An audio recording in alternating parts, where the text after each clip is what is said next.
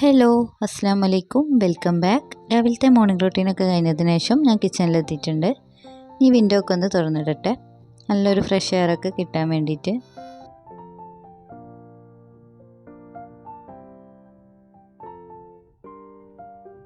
ഇനി ഇതാ ബ്രേക്ക്ഫാസ്റ്റിനും ലഞ്ചിനൊക്കെ വേണ്ട കാര്യങ്ങളൊക്കെ ഒന്ന് ഫ്രിഡ്ജിൽ നിന്ന് എടുത്ത് വെക്കുകയാണ്.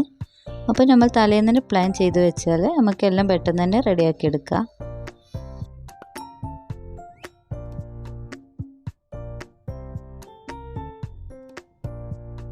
ഇതാണ് കേട്ടോ എൻ്റെ വർക്ക് ഏരിയ. ഇവിടെ നിന്നാണ് കുക്കിംഗ് ഒക്കെ ചെയ്യാറുള്ളത്.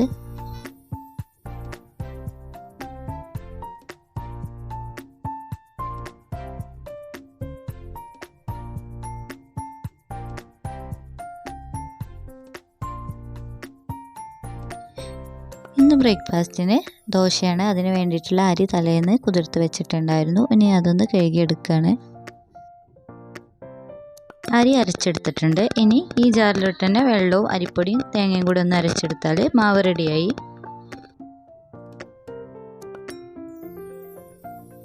ഇനി ഇതാ കഴിയുന്നതും പാത്രങ്ങൾ സിങ്കിൽ കൂട്ടിയിടാതെ അപ്പം തന്നെ കഴുകാൻ ശ്രമിക്കാറുണ്ട്. എല്ലാം കഴിഞ്ഞ് മൊത്തത്തിൽ അങ്ങ് കഴുകാമെന്ന് വിചാരിച്ചാൽ നല്ലൊരു ഭാരമായി തോന്നാറുണ്ട്.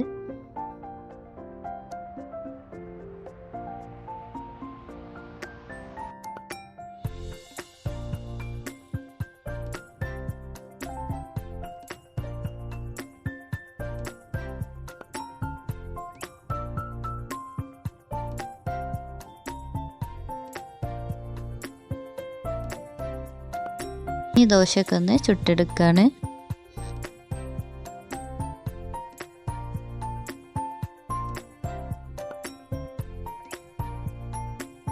ഇതാ മുളപ്പിച്ചെടുത്ത ഗ്രീൻ പീസ് ഉണ്ടായിരുന്നു. ഇനി ഇതുകൊണ്ടൊരു ഗ്രീൻ പീസ് എഗ് റോസ്റ്റ് റെഡിയാക്കുകയാണ്. ഇത് ദോശയ്ക്കൊക്കെ നല്ലൊരു കോംബോ ആയിരിക്കും. ഇതിൻ്റെ റെസിപ്പി ഞാൻ ഷോർട്സ് ആക്കി ഇട്ടിട്ടുണ്ട്, ആവശ്യമുള്ളവരൊന്ന് കണ്ടു നോക്കുക.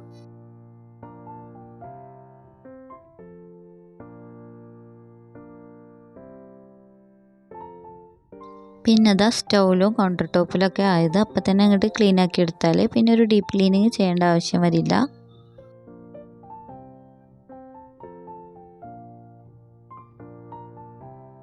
ഇതാ മക്കൾക്ക് ലഞ്ചിന് ഫ്രൈഡ് റൈസ് റെഡിയാക്കുകയാണ്.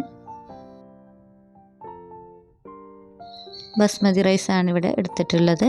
ഇനി ഒരു അരമണിക്കൂർ ഇതൊന്ന് വെള്ളത്തിൽ കുതിർത്ത് വെക്കുന്നുണ്ട്.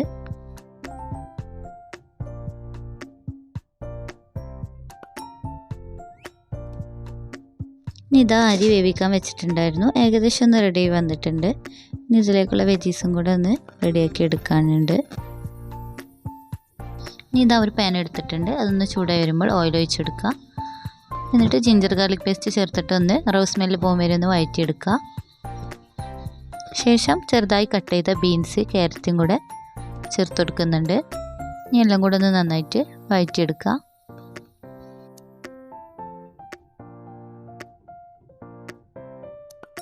ഇനി ഇതിലോട്ട് കുരുമുളക്, ഉപ്പ്, സോയ സോസ് എല്ലാം കൂടെ ഒന്ന് ചേർത്തിട്ട് മിക്സ് ചെയ്തെടുക്കുക.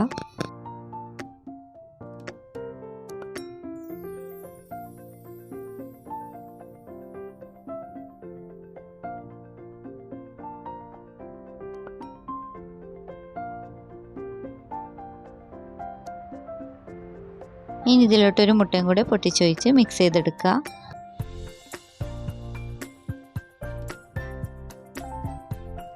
ഇനി ഇതാ ചോറും കൂടെ ചേർത്തിട്ട് നന്നായിട്ടൊന്ന് മിക്സ് ചെയ്തെടുക്കുക.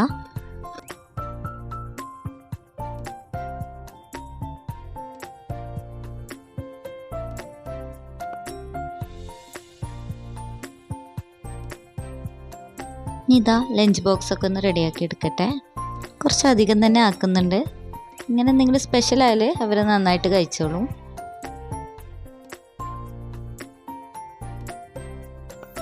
പിന്നെ അതാ ചിക്കൻ ഫ്രൈ ചെയ്തതും വെച്ച് കൊടുത്തു. പിന്നെ സ്നാക്സ് ആയിട്ട് മാൽക്കിസ്റ്റിൻ്റെ ബിസ്ക്കറ്റാണ് കേട്ടോ വെച്ച് കൊടുത്തത്.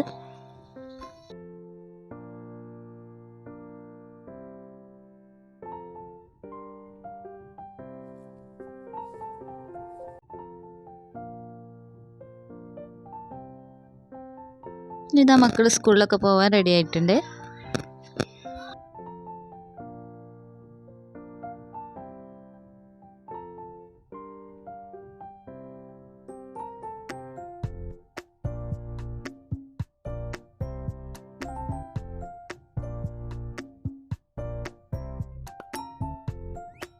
പിന്നെ അതാ 1-2 പ്ലാന്റ്സ് ഒക്കെ വാങ്ങിയിട്ടുണ്ടായിരുന്നു. ഇത് കാണാൻ നല്ല ഭംഗിയുണ്ട്. ഇത് സിറ്റൗട്ടിൽ വെച്ചു. പിന്നെ ഒരെണ്ണം ഈ ലിവിങ്ങിൻ്റെ ഈ കോർണറിലായിട്ടും വെച്ചു. ഇനി ഇതാ ഞാൻ റൂമിലെത്തിയിട്ടുണ്ട്. എല്ലാം ഒന്ന് ഒതുക്കി വെച്ച് ബെഡൊക്കെ ഒന്ന് നീറ്റാക്കി ഇടാണ്. ഇങ്ങനെ ചെയ്താൽ തന്നെ എന്തോ ഒരു സമാധാനമാണ്.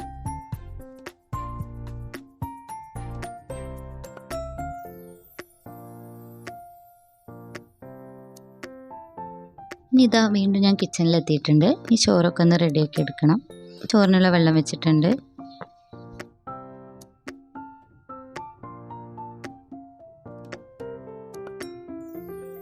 കറിക്കായിട്ട് ചിരങ്ങ കട്ട് ചെയ്ത് വെച്ചിട്ടുണ്ടായിരുന്നു. ഇനി അതും കൂടെ ഒന്ന് വേവിച്ചെടുക്കണം.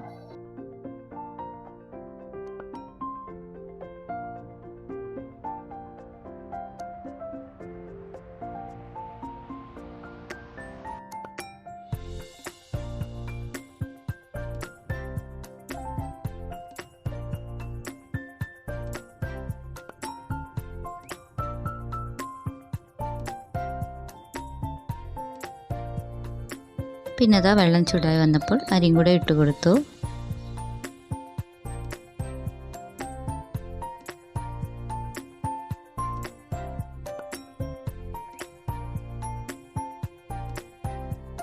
ഇനി ഇതാ ഫിഷും കൂടെ ഒന്ന് ഫ്രൈ ചെയ്തെടുക്കുകയാണ്.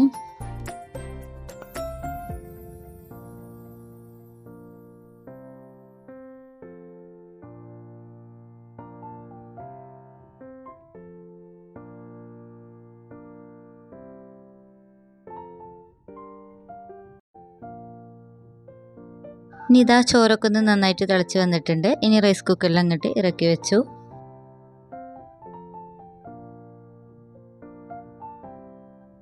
ഇനി ഇതാ നമ്മുടെ കിച്ചൺ സിങ്ക് ഒന്ന് നന്നായിട്ട് ക്ലീൻ ആക്കി എടുക്കുക. അതിന് വേണ്ടിയിട്ട് ഉപ്പ്, ബേക്കിംഗ് സോഡ, വിനീഗർ എല്ലാതും നന്നായിട്ടൊന്ന് എല്ലാ ഭാഗത്തേക്കും സ്പ്രെഡാക്കി കൊടുക്കുക. എന്നിട്ടൊരു അരമണിക്കൂർ റെസ്റ്റ് ചെയ്യാൻ വെക്കാം.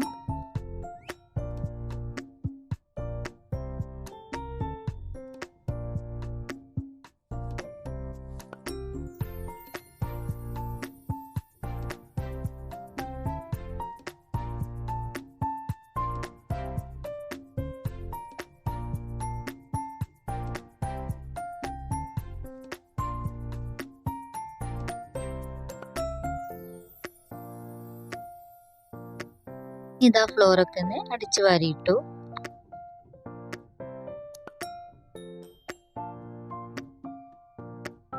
ഇനി ഇത് അരമണിക്കൂർ കഴിഞ്ഞിട്ടുണ്ട്. ഇനി ഒരു ഡിഷ് വാഷ് ലിക്വിഡ് യൂസ് ചെയ്തിട്ട് ഇതൊന്ന് നന്നായിട്ട് സ്ക്രബ് ചെയ്ത് കഴുകിയെടുത്താൽ നമ്മുടെ കിച്ചൺ സിങ്കൊക്കെ നന്നായിട്ട് വെട്ടി തിളങ്ങും.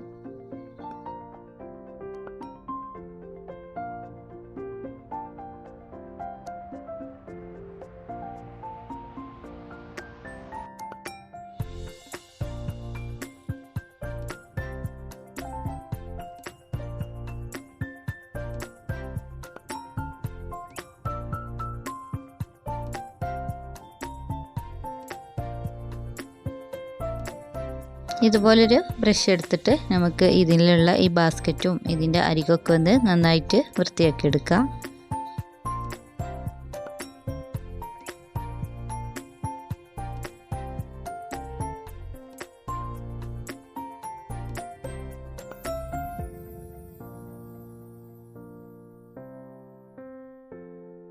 പിന്നെ അതാ ഫ്ലോറൊക്കെ ഒന്ന് തുടച്ചിട്ടു. അപ്പോൾ ഇത്രയൊക്കെ ഉള്ളൂ കേട്ടോ ഇന്നത്തെ വീഡിയോ. എല്ലാവർക്കും എൻ്റെ വീഡിയോ ഇഷ്ടമാണെങ്കിൽ സപ്പോർട്ട് ചെയ്യുക. Okay bye.